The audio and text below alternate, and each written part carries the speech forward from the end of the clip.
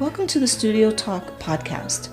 I'm Xiomara Sosa, your co-host. Every week, we speak to our community members to teach them about mental health through education and awareness, and our hope is to inspire them through social change advocacy. We also interview community members and other mental health professionals, clinicians, healers, students, and wellness professionals. Our style is storytelling. Everyone has a mental health story to tell. The information shared in this podcast is not a substitute for seeking help from a licensed mental health professional and is not a substitute for psychological diagnosis or treatment. It's purely educational and purely social change advocacy. If you find yourself in any sort of mental health emergency or distress, please dial 911 or go to your nearest emergency room. Welcome everyone to the X Podcast, Real Conversations about Mental Health. This is episode number 36, and today's topic is healthy ways to handle stress. Right, JRoc? Because we have so much stress. That's so true. Goodness. Yeah. So we're going to talk about that. And I am your host, clinical mental health counselor Xiomara Sosa. I am a holistic and integrative women's mental health therapist, a private practice owner, a national board certified counselor, a licensed professional counselor, and a clinical supervisor here in South Carolina. I also run a nonprofit mental health co-op for mental health clinicians, specifically for licensed professional counselor associates, where I do mentoring for them. So as a mental health clinician, I strive to have real conversations about all things related to mental health here on this podcast. Right, JRoc? That's right. So today I am joined by my co-host, JRoc, and he is going to introduce himself now. Yes, indeed. I am JRoc. I am a local Charleston radio personality going on 20 years of doing professional radio. And I just have a love for broadcasting and obviously being a part of this podcast. I'm learning more and more every day when it comes to mental health and so many things I had to unlearn and relearn and just constantly being educated, which I'm always grateful for because, this world is it could be a stressful world. So, Yeah. but yeah, I'm just thankful to be a part of it. So I'm excited to hear what's new on the docket today. Well, we definitely appreciate JRoc because JRoc is a non-clinician, and we might see Ant come along later, and they are also a non-clinician. And usually I like to have another clinician on with me because it sort of keeps me real, and there's stuff I don't know that they know, and it just keeps the conversation a little bit balanced, I feel, different perspectives from different clinicians. But Lisa and Kristen both run their own private practice as well, and they have evening clients, which I don't. I'm privileged that way, but they do. So their ability to be here with us to discuss these things just sort of varies. So when they do show up, I will have them introduce themselves. If they come tonight, that would be great. But that's where we are with that. So we are now going to move on. So the topic is healthy ways to handle stressors. So what's a stressor? Okay, anytime anybody feels any kind of way, they say it's stress and stressors, right? That's not really, no. It's just one of those things where we've turned, I'm uncomfortable, I'm upset, I feel some kind of way about that. It's stressing me out. It's not really what we talk about when we're talking about stress. Okay. So I don't know that it's all that important because I think whatever your perception of stress is, and if that's what you're feeling, then that's going to cause you to need some sort of healthy way to combat it, right? So what does it matter, right? Right.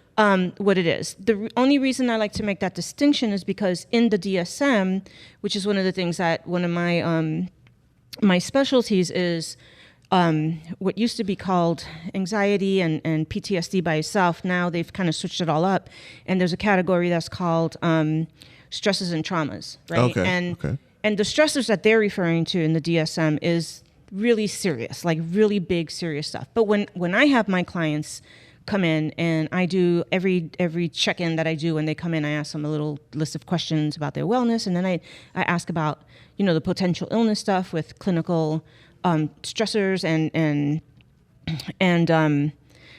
what's the other one? And anxiety, depression, and stressors, and any kind of trauma. So I asked them about that specifically because that falls under a different category.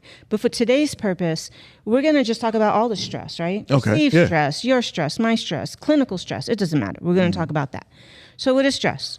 Stressful experiences are a normal part of life, which I like to tell everyone. So you shouldn't be worried, you know, that you're stressing out in traffic. That's normal. Yeah. Just stressing out about some sort of family issue that you're ready to have a conversation with somebody and it's kind of stressing you out. That's normal. So that's nothing for people to feel like there's anything wrong with you about, but there still are adaptive and maladaptive ways to respond to it, good ways and bad ways, healthy ways and unhealthy ways.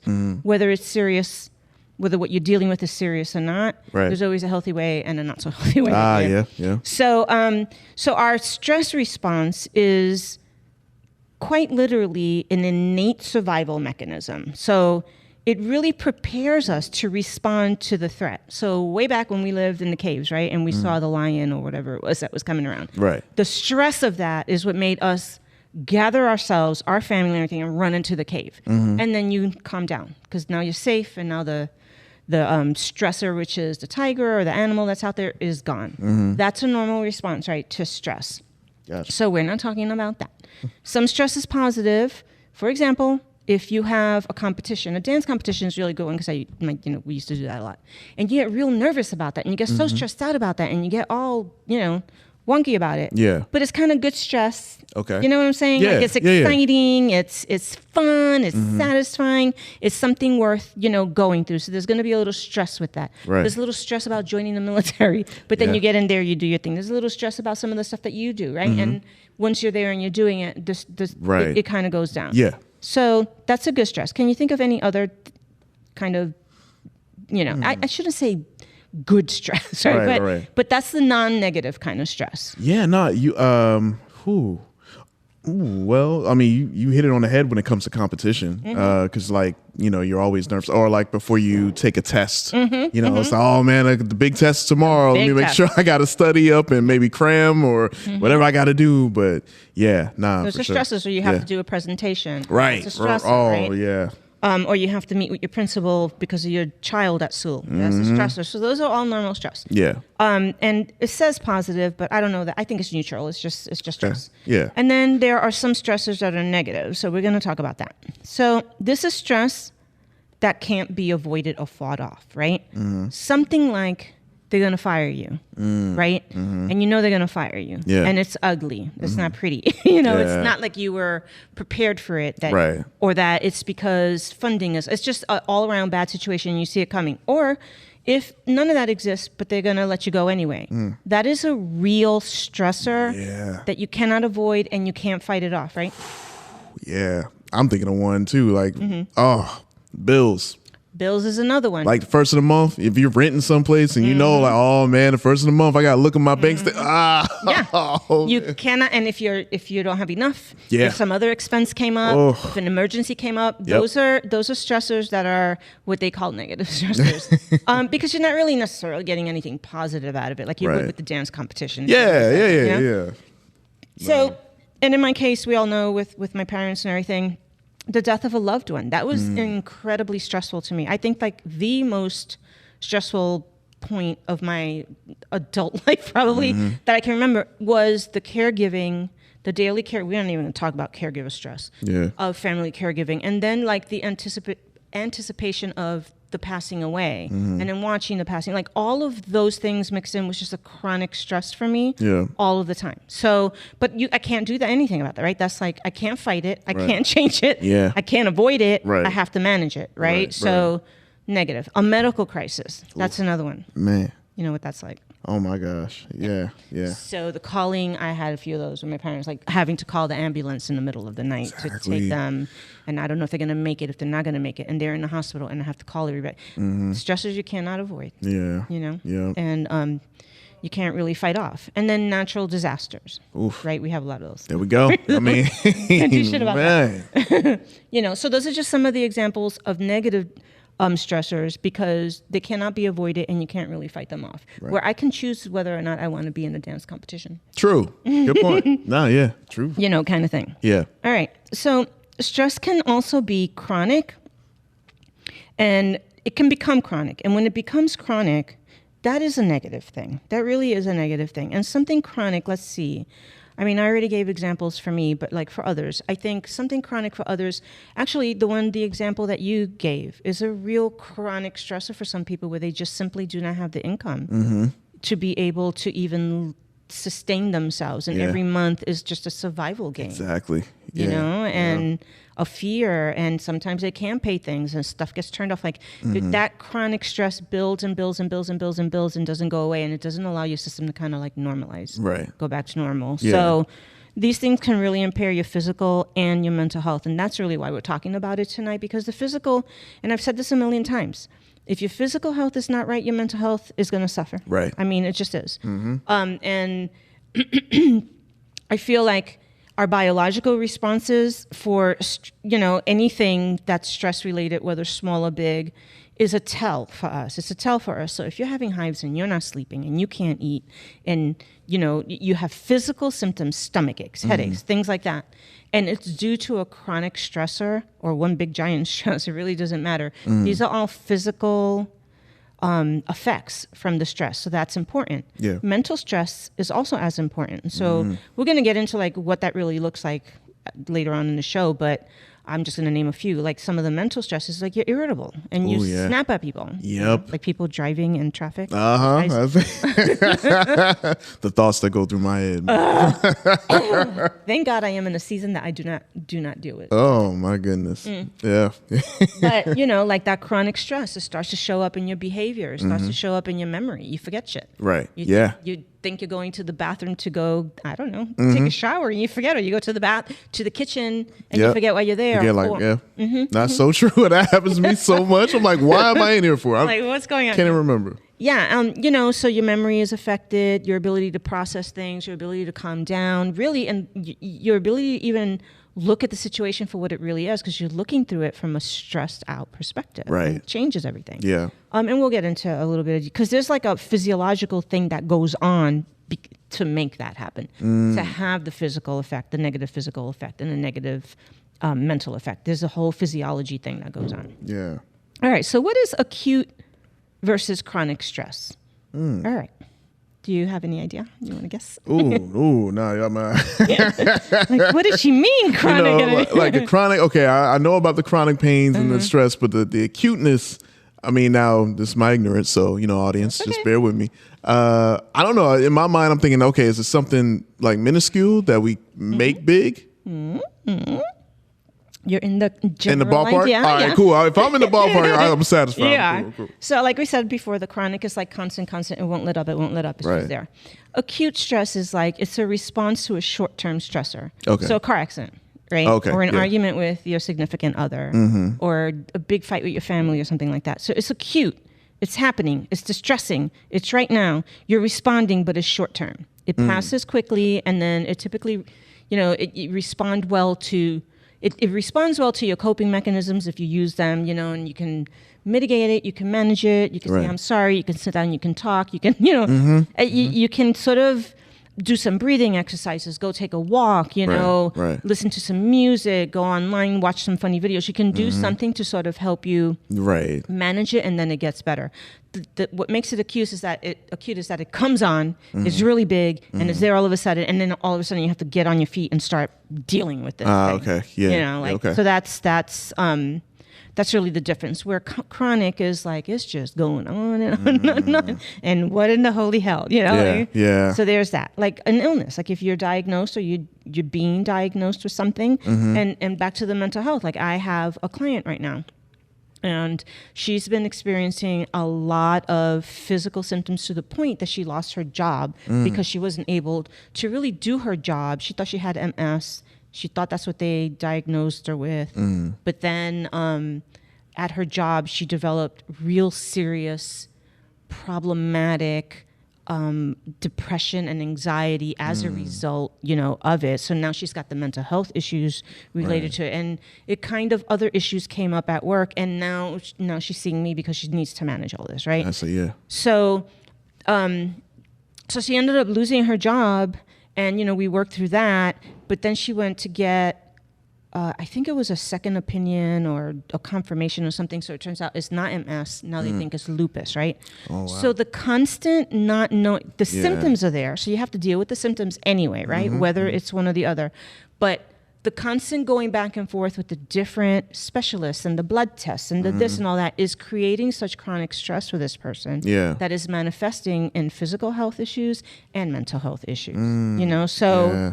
So anyway, that is kind of an example of what you can go through with things. So she can't just go take a brisk walk and feel better about it. That's not going to happen. But she can learn better techniques to manage the chronic stress that she's in. Okay. Yeah. So chronic stress, it doesn't let up, and it really, it varies widely depending on the situations and whether you can avoid it or not. So a toxic friendship can even be a chronic stressor. Have you had those?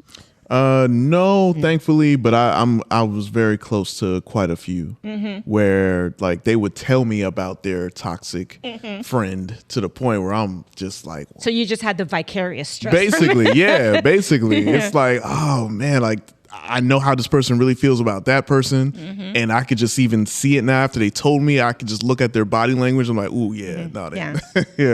So, sometimes we can't avoid these things, and that is what happens. So, how we respond to a lot of the acute stuff, like somebody acting out in a relationship in a way that's stressing out, how we respond is going to be very helpful. All right. So now we're going to move on to some of the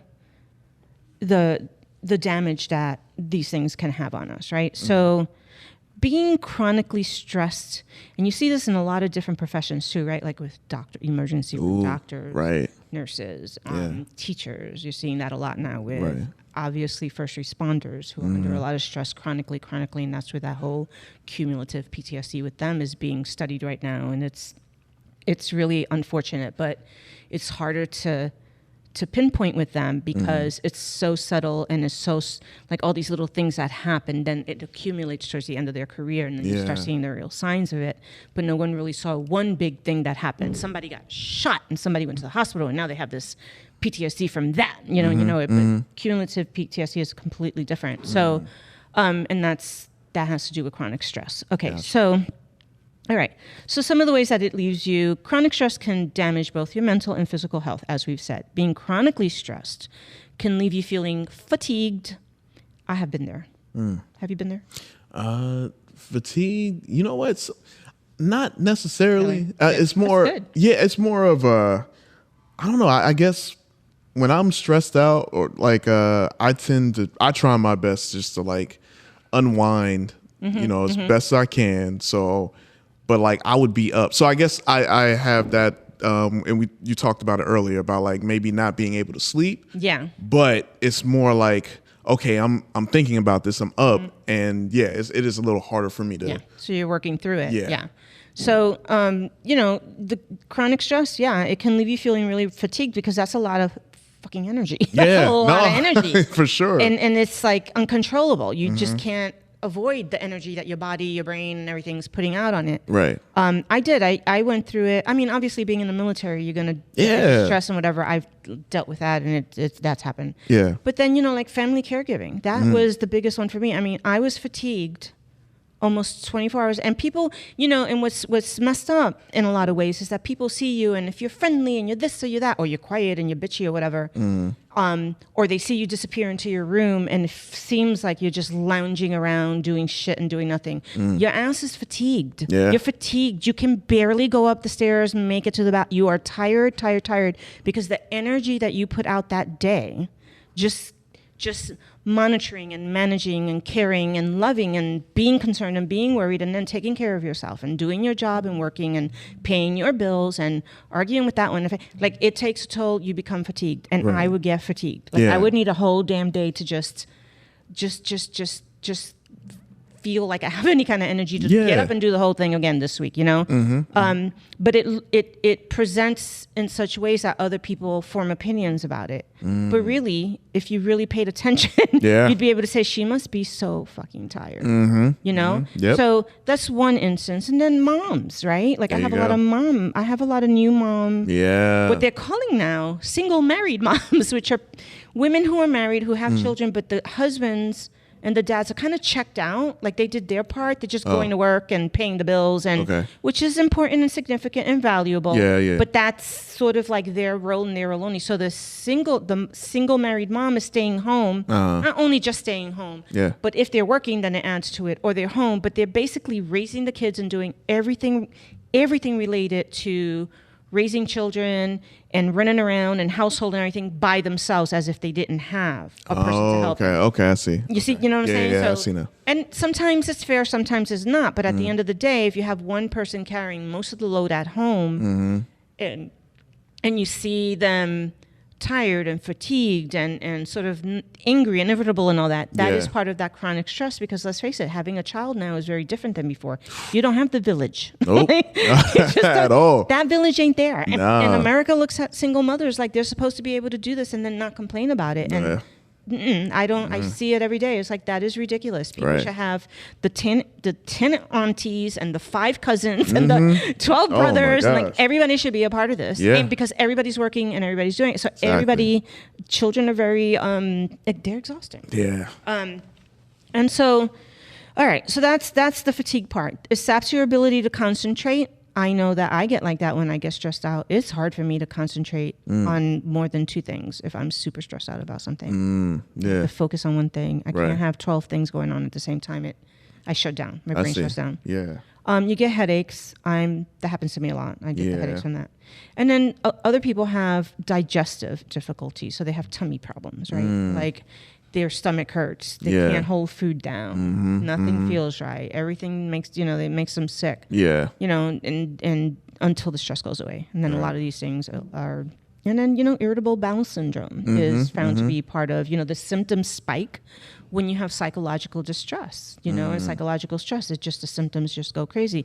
And let me just say that if you live with chronic pain, or even a chronic mental health issue that you manage every day, and you have chronic stress or a major stressor, there go your symptoms. They all flare up. They're all over the place, and so it affects everything. So though acute stress can heighten certain immune responses, the wear and tear of chronic stress is bad for the immune system. Makes sense, doesn't it?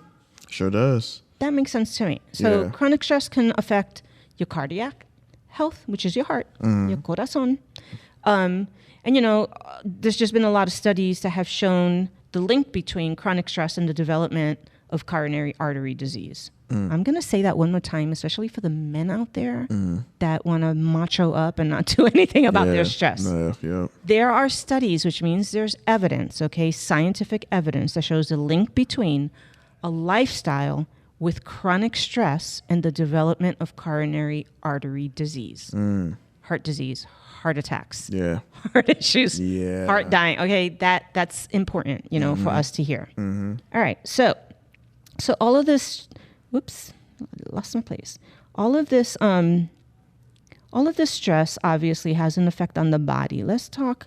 Okay, I'm just going to go down and mention the systems in our body that are affected by negative chronic stress. Okay. In the show notes, it goes into details how those symptoms are negatively affected. I'm not going to do that because it's a lot. So I'm just going to give you the name of the system in our body that's affected by it and just the basic thing that happens to it. And then you guys can check out the show notes for all the details of what that's all about and what you can do about it. So we'll start with the basically our muscles, the system in our muscles, right? Yeah. Because I cannot pronounce that word, JRoc. No, I'm looking at it. Skeletal. Yeah, I'm looking at it. I'm like, ooh, should I try it? Nah, it's just skeleton in your muscles. That's what it is. So when the body's stressed, muscles tense up. I know that. That's why you get the headaches, right? Yep. And that's why exercise helps. Absolutely. Oh, my goodness, yeah. So muscle tension is almost a reflex reaction to stress, the body's way of guarding against injury and pain. So this is what the onset of stress causes, and then there's a whole lot of kind of details that take place after that and why it shows up the way it does. And like I said, go into the show notes and it'll kind of express that. So we're going to just go down the body. The next one is your respiratory system. Your respiratory system supplies oxygen to cells and removes carbon dioxide waste from the body. So air comes through the nose and goes through the larynx, in the throat, down through the trachea and into your lungs, right? To your bronchi. So if this is disrupted, what's going to happen? You can't breathe. Can't breathe. Right? Right. I mean, if stress and emotions, and you feel that like when you're having a really bad breakup with somebody. Oh, yeah. Or you walk in on somebody. Yeah. And boyfriend, girlfriend, partner, cheating on you or something. You feel it automatically. Yeah. And you start hyperventilating. And, like, that's what it sounds like. Have you seen that? Children. I've seen it, yeah. Oh, gosh, Children. Yeah. Children, oh, man. But you've seen that when people are highly distressed. That's what you're seeing happening. So, so that's that. And again, in the show notes, it really goes through how that can be very complicated, especially if you have pulmonary diseases like COPD, asthma, things like that. It can be really problematic. It can actually be scary. Yeah. So, and, panic attacks because you can't breathe come from that. So in this case, I'm just going to say working with a psychologist or a mental health professional that can help you develop relaxation, breathing, and other sort of cognitive behavioral strategies. That just means what you're thinking and how it's making you behave, cognitive behavioral. Yeah. And that can help you sort of deal with it if your body goes into that sort of response. Okay, the next one is your endocrine system. So when someone perceives a situation to be challenging, threatening, uncontrollable, the brain wants to keep you safe. It doesn't give two shits if you're happy. It really doesn't. It doesn't care if it makes sense. It doesn't care if you like it. Its job is, I'm going to keep you safe. Whatever it thinks that is, right? Yeah. So thus therapy helps you undo those bad habits that it used to work before and doesn't work now. And that's not keeping you safe. It's just causing you problems, okay? Yep. It's just a side note. But if it does perceive a situation as threatening and uncontrollable, it does. It initiates a cascade of events involving the HPA, which is your hypothalamic pituitary adrenal axis, right? And how many times do you hear people say that? Oh, it's your adrenals, and it's your... When that's just offline, you feel it. You feel it, you get sick. It's the primary driver of the endocrine stress response. So ultimately, it results in increasing production of steroid hormones.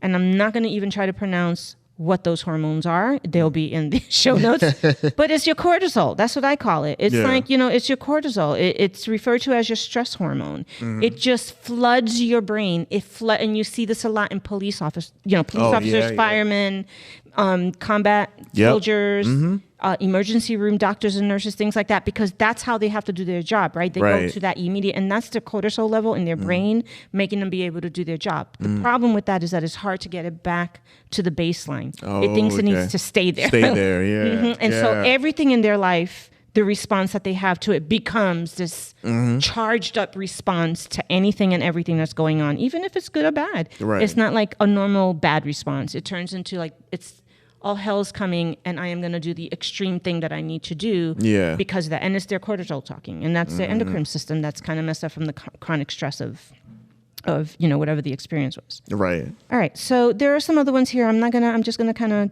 leave them there for you guys to read. All right. Let's talk about stress and health. Okay. Well, do I want to talk about stress and health right now?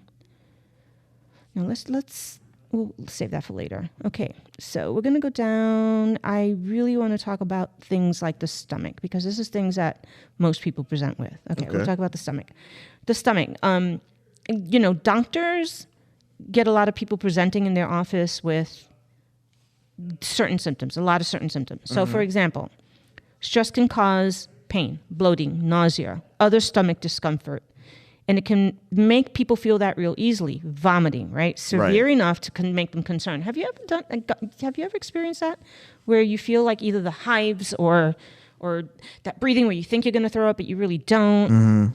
Or have you seen that with people when they're like uber stressed out? Yeah, I've seen it. I've seen it to the point where people would faint. Yeah, and when they're faint. Yeah, I've seen that happen a few times. It's super scary. It's very scary, and they can't control it. They can't, it's like, what can you do? It's like, they could be like, and they just fall out. I'm like, oh my God. Medical. Like, Yeah, and so, so it can cause unnecessary increase or decrease in appetite. Unhealthy diets may, actually help. It contributes to the deterioration of, moods. So one of the things about this, the reason I bring it up is because people will ignore the stress in their life that's connected to these symptoms, right? And what do we start doing? We start medicating with, we start taking kaopectate. What's the other one? The pink stuff, the Pepto-Bismol. Yep, this, right? Yep. Drink some milk and some tea, and it doesn't go away. Don't go away. Yeah. But then you go to the doctor to find out, oh no, I have cancer. What's going on? Let me go find out. And they're like, they can't find anything. There's nothing wrong with you. And they try to tell you there's nothing wrong with you. Like, I can't find anything. And then they start talking to you about your life, like what's going on in your life, what's happening. And they figure out that is the amount of stress that they have going on in their personal life, in their work life, and their anything life is going on, and they refer them out to a mental health person to sort of like learn some stress management skills, talk about it, get some stress relief. That happens a lot. We get a lot of referrals because I don't know what it is. Either we're not taught or we don't. I don't know what it is, but that's not the immediate go-to where people will say things like, it's the stress I'm under that's making my stomach feel this kind of way and they don't make that connection. All right. And then about the nervous system, I do want to talk about that. Okay. The nervous system. The nervous system has several divisions. The central nervous system, you'll hear me talk a lot about that because when your central nervous system is dysregulated, like they like to use that term a lot now, when you're dysregulated, that's what we're referring to is your central nervous system is dysregulated, and your emotions and your thinking and your physical health, everything is offline. You're offline, you're overreacting, overfeeling, everything is too much. And until you get it re-regulated again. Right. And the best example I can use with that, because as adults, it's nobody else's job to regulate you. That's for you to learn how to do that, right? Right, yeah. But innately, if you like George is the perfect example. George is a friend of ours. He just has this innate ability to walk into the room and naturally regulate everybody that's around. Because he has this energy about him that's very calming. It's like he's just one of those people that have that effect. So if you're feeling tense or whatever, or someone's feeling kind of tense and he gets around them, he has that natural effect where it naturally regulates that. We call that co-regulating. That's an adult being able to co-regulate another adult, not because it's his job or he should do it or whatever. He just has a natural gift, and it's really good. And then, of course, you have the opposite kind of person that walks into the room and dysregulates the shit out of you. That's for sure. I know those people. You have those kind of guys. But at the end of the day, it's usually husbands help co-regulate the wife when the wife is a little dysregulated, a girlfriend, a boyfriend, a girlfriend, a girlfriend. It doesn't matter. As adults, we tend to do that when we're close with somebody and they're feeling some kind of way, but it's not our jobs, right? We're not, as adults, it's not our jobs. But where it is our jobs is you'll see this co-regulation take place in the nervous system with children. So you'll see children, right? They're developing. So everything dysregulates them. Their toy is not in their lap, and all of a sudden, major dysregulation. It's over.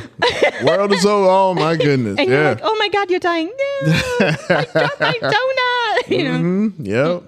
So adults that are themselves regulated, their job is to help co-regulate a child. So you'll get down on your knee and you'll give them a hug and you'll talk to them soft, and you let them know everything's going to be okay. You model to them how you regulate yourself. Let's calm down. Let's go look. Like you model it to them, and then when they feel that the adult in the room has a regulated nervous system, they start to do the same thing. It starts to regulate them, and that's our job as adults with children.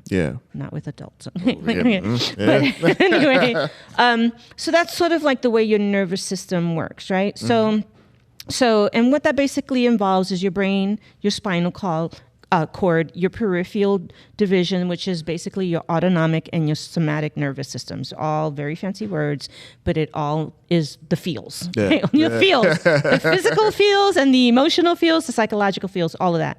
So stress, especially chronic stress that is not managed, really has an effect on our nervous system. It really has a direct effect on our physical response all the way around. And you see that. You see that now with the Karens. You see that now with people who just can't take no for an answer. You see that with people having to pull out their phones and make, like, you just see it online all over the place, 100%. Like, man. Like their sympathetic nervous system and their parasympathetic nervous system, everything is just all overstressed over everything. And then they respond in ways that really were not meant to be responded to. So it overstresses our body. So it's the fight or flight and all of that if we don't know how to appropriately respond. So in the show notes, it'll talk a little bit more about how your your blood is involved in that, your bloodstream, your energy, your glucose levels, all of that is very much involved in that entire process with your nervous system. Okay. Yeah. Okay. I'm going to talk about the male reproductive system for a minute. Okay. Okay. All right. So not really in a whole lot of detail. I just want to point out that it's not just the female reproductive system. The male reproductive system is affected by negative chronic stress. It really does influence the nervous system. And again, it's the parasympathetic part of the nervous system that causes, relaxation and your ability to be aroused. And then, the fight or flight and whether your cortisol is all over the place or not. So these are all biochemical functionings with the male reproductive systems that can be negatively affected. So if nothing else, guys, if nothing else, deal with your stress just for that alone, for your whole amorous, life. Yeah. Deal with it for that because, it's important. Yeah. And sexual desire, not just for males and females. It definitely has chronic stress, ongoing stress for an extended period of time is going to have an effect on testosterone production. It's going to have an effect on your sex drive, on libido, erectile dysfunction, impotence, all of that. So it's important. It's important. I think that those things are very important for men, to be healthy. Yeah. And then reproduction, it negatively impacts sperm production and maturation. It causes a lot of difficulties in couples who are trying to conceive. That's why, there's all of that going on out there, the stress level and all that. And I'll let you guys, I'm not a medical doctor, so that's out of my area of expertise, but I know that it is affected, and the show notes has some details on that. And then diseases of the reproductive system for women, you get real vulnerable for infection. If you ever notice when you're super stressed out, you tend to get sick easier. You'll catch that cold. Yeah. It'll take you longer to get over it. Yep. You know? No, yeah. Or the flu. And then you really, the less stress or the more appropriately stressed you are and able to handle it, the harder it is for you to be taken down. Like your immune system is going to be ready to fight for you to do what it needs to do to make you feel better. Yeah. So that's important. So with women, of course, it's going to affect their menstruation, their sexual drive, pregnancy, premenstrual syndrome, which is the PMS that everybody makes fun of them about. But I'm telling you, it's not fun. It's really not fun for them. So if you add stress onto that and make it even worse, that becomes problematic. Have you ever had girlfriends or women in your life that you've seen dealing with some PMS? Very much so, yes. If you can see his face. So. Very much so, yes. He looked at me like, I know that. Oh my goodness. It's kind of like, you can even, you the signs a little bit, and it's like, all right, let me tread lightly. You know what? I'm gonna be outside for a little bit. I'll be back later, just unwind. I'm not even gonna be around. That's not the time to be stressing them out. No, don't do that. Yeah, no. Menopause is another thing, that it's when we're going through menopause, and if we have too much chronic stress, it can be problematic throughout that process. Okay, so now we're gonna go down and we're gonna talk about, so what do you do with all this damn stress? Like, what do we do with it? Like, how do we appropriately manage stress? I was gonna say appropriately. I know I can tell you the wrong way of doing it. Yeah, a lot of people do things that are just maladaptive or counterintuitive, and they think because it feels better in the moment, or it's like a knee-jerk reaction. I'm guilty of that, whatever. But really, it is in everybody's best interest, everyone around you and yourself, to learn what the effective and healthy ways are to deal with it. And so that's what we're going to talk about a little bit now. So obviously, the important one is try to eliminate the damn stressors. Right? Yeah, got to at least try it, because it's like I know I've been trying, people tell me like, okay, you ever go get massages done? And I'm like, well, I have in the past, and it feels good, but it's kind of like, I don't know, with me, it's like, okay, I don't know, it feels good in the moment, but I'm not relaxed. Yeah. I've been told, man, I'm always so tense. I'm like, well, I got so much in my mind right now. So I go get a masseuse done. I'm like, all right, and I'll be there. I'll do the hour or 80 minute or whatnot. And I'm like, okay, I feel all right. But then it's kind of like, it's still there a little bit. So it sounds like you're managing the actual response to your stress, which is trying to get it all out of your muscles and have that moment, but you're not necessarily knowing what the stress is in the first place that's causing that. Right. Like, what is that? And and a lot of times it's stuff you can't really do anything about. You got to drive to work. Yep. You got to deal with the people at work. Deal with them. Then you got to drive back from work. Yeah. And then you got to deal with bills. So it's a lot of times you can't really. So what they're really referring to here is like the unnecessary ones. That's me right now. Yeah. Like, if you are bringing stress to my world that is unnecessary and not important, it just should not be happening. Yeah. You're shut out. There you go. You're door slam. Like, there's nothing. Like, if you're showing up in places you shouldn't be, if you're purposely antagonizing me or the people around me, there will be zero tolerance, and you're gone. You're out. There's I don't care if I'm wrong and I'm the bitch. You still don't get to be around me. Let's go over there and deal. Because I've gotten to that stage in life, and watching both your parents die in your arms really changes your ass. It changes your level of tolerance for people's bullshit. It just does. Right. And for me, unless it's a real significant reason why I have to put up with what's bringing me stress because of you. For example, I'm buying a house, and so I have to deal with all the people that's just yeah. I have to deal with whatever's going on, or my air conditioner is messed up, and I have to deal with the stress of the guy that comes and I'm fighting with because he's doing like that stuff. I have to deal with. Right. But if I don't have to deal with the family member, the friend, the neighbor, the colleague, bringing on extra stress because that's just their life, that's just how they go, that's how they roll. They like crisis, they like drama and all that. Then I'm not having it. I'm not having it. And that, to me, that's like a hard no. And so eliminate the things that you can. And that's one example. I know I'm real extreme with that, but that's my example. Other people, some of their stresses are really overextending themselves, saying yes to way too many things and promising too many and trying to be too many things to too many people. And and all of that, you need to eliminate that. You need to let people know, I'm taking care of me. Right. I'm sorry. I just have to say no this time, just because I have to cut down on the amount of energy that I'm putting out. I need to minimize my stress because I'm feeling it, and those are the kind of things that are very helpful, like not putting stuff on your, extra shit on your plate, that kind of thing. Yeah. So that's an example. Another thing is like cultivate social support, right? That looks different for different people. For some people, it's having a bunch of people around them, drinking and having a barbecue and whatever. Like, more power to you. Yeah. Not my thing. Right. All right. I like to have a strong social support. It does improve resilience and reduce my stress and all that. But I think that who my social support is, as opposed to how many, is out there, matters to me. For other people, they need to know that they have more than. And that's fine too. Yeah. That's okay too. Yeah. Whatever works. But I think you get to define what your social support looks like. Right. And then you make sure that you say, I need help. I'm feeling this extra stress from, the stuff that I'm going through. I'm coming over to just relax or have a beer or whatever. But you need to be able to do that, because otherwise you do what you were talking about, which is ruminating. Yeah. Thinking. For sure. Thinking. And all that does is create more cortisol and make you more stress, and that's not good. Yeah. Okay, and this is a real big important one. You have to have good nutrition. You just do. And you know that, right? Absolutely. Because you know what that's, and we've talked about this a million times. Yeah.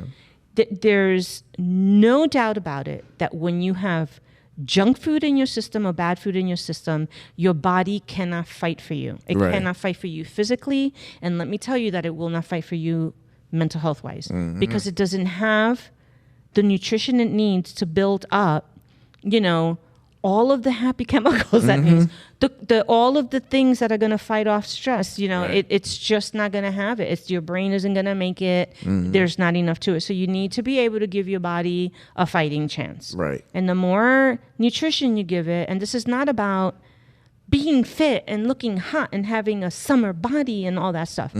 That's a plus. Right. If you want to do that, that's great. But it's mostly to really feed your central nervous system so that it can release what it needs to release when adrenaline and cortisol is trying to attack you all over the place. Like it really needs to be able to do that. So, your dopamine, all of that needs to have a fighting chance. Right. So it's really important that you take care of your nutrition. And I'm not saying you have to eat 100% good all the time, but you do need to have your basic nutritional Gotta things. have that at least. You got it. You got to have your protein. You got to have, your plants. You have to have your fruit. You just have to. Got to. So that's important. And I'm going to just say it, but processed food is the enemy. I mean, it's the enemy of mental health and it's the enemy of physical health. Yeah. And I'm not above having my processed food here and there. Yeah. Who doesn't? Yeah, exactly. But it really is the devil. You really need to pay attention to that. Very much. Okay, and then there are techniques that help you relax your muscles. For me, I really do breathing exercises. My grief counselor taught me, or really pushed me and supported me to learn how to do really good relaxation methods, which I use. It's like a meditation that does body work, does body scan, and it just helps me relax my muscles from head to toe. And it's like this whole process that you go through, and it helps you do that. Meditation does that for a lot of people. Whatever it is that can help you relax those muscles, like in your case, you tried. You tried. I tried it.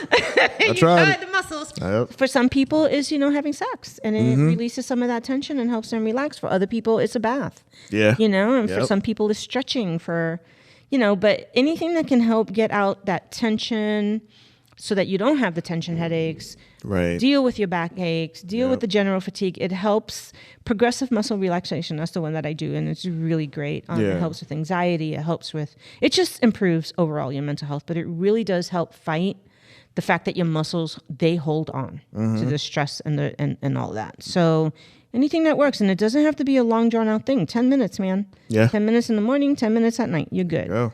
And meditation. Some people it's prayer, some people is meditation, but whatever it is that works, it could just be the music, the meditation music. It could be mindful meditation, which is really easy to do, but a lot of people find it hard to kind of sit through that. Yeah. For me, guided meditation works, and I love guided meditation. If I really dig the voice and the message that they're saying and speaking to that part of my brain that needs it, like anxiety or depression or something like that, it really helps. 5-10 minutes in the morning, 5-10 minutes if I'm feeling some kind of way in the evening. It really helps you refocus, and it helps your body kind of come back online. Right. So if that's something you can do that. You know what? And the number one thing, protect your sleep. Ooh, yeah. There you go. Right there. You have to. Keeping you up at night. Yeah. Anybody in your life that's creating some sort of drama that keeps you up at night. You just have to have like a coming to Jesus meeting about that. What is more important here? Me sleeping or this nonsense over here? Like, it has to be your sleep. Right. Without your sleep, you have nothing. Exactly. The science is there. If you don't sleep well, you don't have good mental health. If you don't sleep well, you don't have good physical health. And you can lie to yourself and tell yourself, I've been doing this for 10, 15 years on 3 hours. If they took a scan of your brain, they're going to show you just how messed up your brain is, because it restores itself when it's sleeping. It has to go into REM sleep. Right. If you're not doing REM sleep more than 2 or 3 times a night, you're not having restorative sleep. Without restorative sleep, your brain is all jacked up. Yep. There you go. Period. That's it. So your response to the world is going to be completely crooked. Okay. So, anyway, so protect your sleep. Daytime stress, it affects nighttime sleep. This is a lot of what people in therapy deal with a lot. They need to sleep at night, so they come in and they want to deal with the stressors. They want to face it. They want to make it better. They're not trying to win. Right. They don't want to win whatever the issue is. They want it to go away so they can sleep. It matters. It's important to your cognition, your ability to think, and is super important for your mood. Yeah. So whatever it works, see a sleep doctor. These people are awesome. They're it's like going to a chiropractor. I don't know why people don't understand that chiropractors are like, they're the jam. I love them. They're just amazing. Yeah. But go see a sleep doctor. They know what they're talking about. It doesn't mean that they're going to give you pills. It doesn't mean that that's going to be the answer. They're going to try to figure out what your sleep hygiene is. What is going on with your sleep hygiene? Is it your diet? Is it your lifestyle? Is it your family? What is it? We'll find out. What is going on? We need to figure out the routine, figure out all of it. And, I'm going to say it, but for most people, it's their screens. They take the phones to work and to bed, and they scroll and scroll and scroll and scroll. That's true, yeah. They watch videos, they watch this. That is, if you read the research on that psychologists have researched for years now, and it's like the evidence is there. The worst thing that you can do for your brain at night is be on your fucking phone in the bed. Right. Like, don't do it. Like, it is, the damage that is doing to you is unbelievable. So if you cannot do that, and this is not a judging you that you're a bad person thing. Yeah, no. Yeah. This is like your brain is not set up for that. It's not supposed to do that. And that keeps you from going into REM sleep. So don't do that. Read a book, listen to music, have sex. There you go. Whatever. Yeah. Just get off of your devices. That's it. Get physical. Okay, I'm going to let you talk about that. Okay. Because what does that say to you? Oh, that just says get active, be active, have some type, maybe not necessarily like, you don't have to like bust a sweat, like be drenched, but like, get your body moving, get your blood flowing, all of that. Stretch yourself, Oh, man. Yeah. Gardening. People don't understand gardening is like that's physical activity. Movement. It's oh my goodness. Cleaning your house, like literally cleaning it from top to bottom, or your bathroom or whatever. Yep. Going outside and playing with your pup.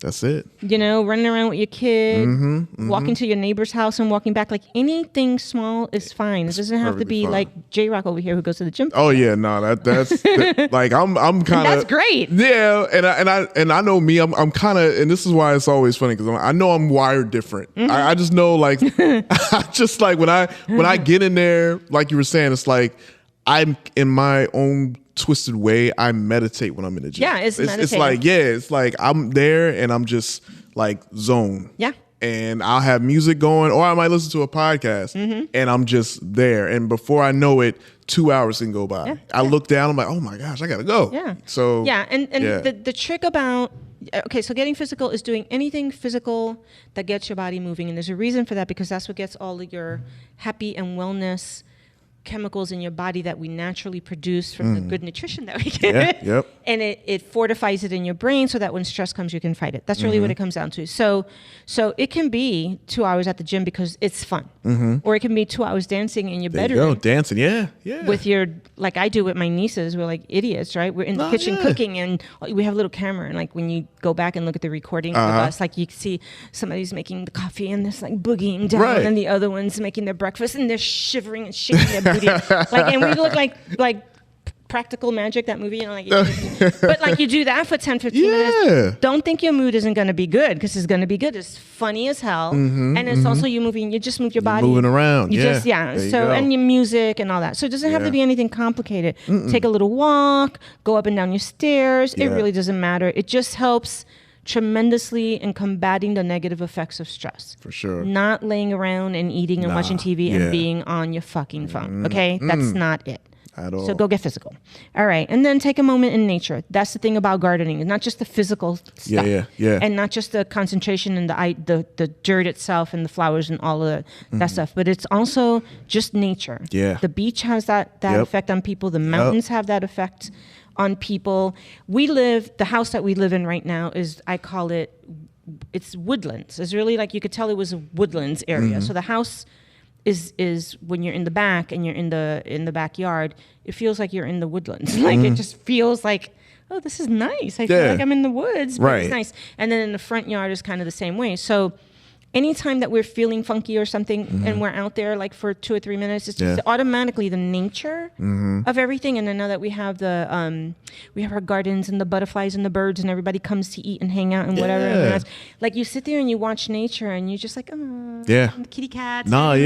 You just feel good. Yeah, it's like it's so true. Something about nature. Just like I've even started to I like not too long ago, like tree hugging. Like like hug a tree and like really hug a tree. I'm like, and you feel something. It's like, it's just the power of nature can like do that to you. It's like, man, like forest bathing is a real thing. It's a real thing. It has a real effect. And that's why when they say, when people go to the beach and they're near the ocean, there's something about the air and the waves. There's something about the nature in that that automatically calms down your central nervous system. The same thing when I was a kid and we used to go to what we call the campos, which is the the countryside up in the mountains and all that. And that's my favorite part of the Dominican Republic. Like not the fancy, stuff, but that's my favorite. You go up there and it's like nothing but nature. It's like animals and people and like people still live like they lived back in the 20s and 30s. They're cooking outside on the stove, but it's like they live in pure nature. Yeah. And you live in nature, and it just does something to you. You come out of that feeling good, you're not unless you're one of those people that go in there and complain about the fact that there ain't no toilet paper here. Those people. I know those people. Okay, well, no, those people can't go and they don't get it. Oh no, but there's just something about the beauty of nature, and I think that it's intended that way. It's intended for that natural light. That's why natural light has an effect on you, being in the sun and being it just does. All right, so nature, right? So studies conducted in multiple countries have found that green space improves mood for all of the reasons we just talked about. Even nature videos, now that you can do that on YouTube, it definitely has that effect on me when I put them on. It speeds up your recovery from stress, compared to like, I don't know, all that other junk that's out there, all that other crap. It just speeds it up. You'll notice the nature. You'll notice it'll help you refocus and calm your mind. So try to get a little bit more of that. And I know not all of us have the privilege of being near that or around that. So I hear you and I see you. I know that. Okay, so keep your pleasurable activities. So when life gets overwhelming and people, I tended to do this once upon a time. You drop the stuff, the leisurely things that you used to do that would give you a little bit of joy, right? Like you just kind of don't do those things anymore because you're overwhelmed. Yeah. You're busy, stuff's happening, and you're not really you kind of cut off the pleasure of what's going on. And by pleasure, I don't mean like, partying and dancing or anything. That's, a thing. But like for some people, it's baking. Oh, right? Yeah. For some people, it's going to the community center and hanging out with, the folk there and doing things, crafts. For other people, it's crafts. For some people, it's art. I get on my nibbling about that because when they're doing their art, whether it's to sell it or it's because of self-pride or whatever, they're in a completely different mood than when they're not. Right. And I had to explain to them, just whether or not you're famous about it or not, whether or not it brings you money or not, it doesn't matter. It brings you joy. Right. And if it's bringing you joy, then you need to do it for you first. Right. Kind of like the other niece, I used to think they were going to be like a big famous chef or something, but I realize now that she cooks and bakes because it brings her joy and it's her happy place. You know what I'm saying? So you gotta do those little things that you notice are the things that bring you joy. So do that, guys. Figure out what you've left behind and try to do a little bit more of that. Reading books, having conversations with someone who's meaningful to you, whatever it is. Yeah. Writing letters. I was a big letter writer once upon a time, and I stopped doing that because, the internet. And now I've gotten back to writing. Yeah. Like, I just do that because it brings me joy to do it. Right. So, reframe your thinking. CBT, cognitive behavioral therapy, is a big technique that we use in therapy. It just basically means what you think influences how you behave. So if you can figure out how to shift the way that you're thinking and seeing things, it's going to shift your behavior. Right. And that's what the therapy is, Yeah. And it makes you feel better. So it's research supported. It helps with stress. It helps with anxiety. If you can get into a therapist or a counselor and do some CBT while you're under stress, and it doesn't have to be permanent. It's just things that you learn to do. And then you leave and go around on your merry little life and you use those techniques to help shift your brain in some of these things. And now you know how to do it, right? So those are really great ways to reduce. And then seek help. That's the last one, right? Is seek help. If you feel overwhelmed and help, and self-help isn't doing the job. Because a lot of people tend to do self-help. I don't knock self-help. Self-help is not therapy. I don't knock coaching. Coaching is not fucking therapy, So if you don't want to do therapy, you can do self-help, but that's fine too. If you can find something that's going to help you in that arena, do it. Like, read things that you think. Listen to Oprah if that's what it is. Listen to the other guy. Whoever it is that's teaching you how to do some self-help stuff that's beneficial to your stress, do it. Or look for a mental health provider who can help you learn how to manage your stress more effectively. They can identify the situations and behaviors that contribute to your stress much better than anybody else. Right. They're going to do that. And then you're going to develop an action plan to change those stressors or change your environment or change your responses. That's what they're there to do. that's it. And then stress management is really the last thing that we're going to talk about. What you can do is manage the stress if you can't get rid of it, right? So, we understand that a lot of these things you can't really do much about, but you can reduce your stress response by managing it better, right? Right. And some of the benefits of that is like maintaining a healthy social support, like we talked about earlier, and engaging in physical exercise, we talked about that, and getting an adequate amount of sleep. Those are the 3 basic things that you can do to manage your stress for yourself. Yeah. Don't stay up all night freaking out about stuff, man. It just doesn't help. So those are the approaches. That's basically it. I think it's pretty easy peasy to kind of incorporate this. This is like a lifestyle change. Yeah, right? For sure. Absolutely. It's getting rid of the negative stuff and bringing in more of the positive, neutral, joyful, healing, calming things is what it comes down to. But I think it's important to understand the real biological, the real physical, the real central nervous system, which includes your brain, effects of negative and chronic stress. That's the big thing here. And so what you can do about it is very doable. Right. Yeah. And that's it. We are done. Yeah. So if you guys want any references, any resources, and more details on some of the stuff that we talked about, head on over to our show notes because they're all there. And then, of course, you can always reach out to me. JRoc is around. We have our websites and everything listed on the show notes. And we hope that you found this helpful. Yeah. Because we're all stressed the fuck out right now. I'm telling you, man. God. We just are. I'm about to do steps 1 through 8 right here. I'm just going to, reapply. Exactly. All right, guys. Good night and take care of your mental health. Thanks for listening to the X Podcast with me, Xiomara Sosa, clinical mental health counselor, licensed professional counselor here in South Carolina. We hope you enjoy our real conversations about all things related to mental health. You can check out our show notes for reference, resources, and other show-related information. If you found value in our conversation, we encourage you to join us weekly as we discuss different mental health topics. You can head over to the X Podcast website at www.studiotalkpodcast.net and send us a message from there, as well as sign up for our newsletter. Our email address is studiotalkmentalhealth@gmail.com. You can also subscribe to our podcast and leave us a rating and review at blueberry.com/studiotalkmentalhealth. And send us a text or call us at area code 843-695-9974. Please recommend our podcast to your friends, colleagues, family, and networks. Thanks for supporting us.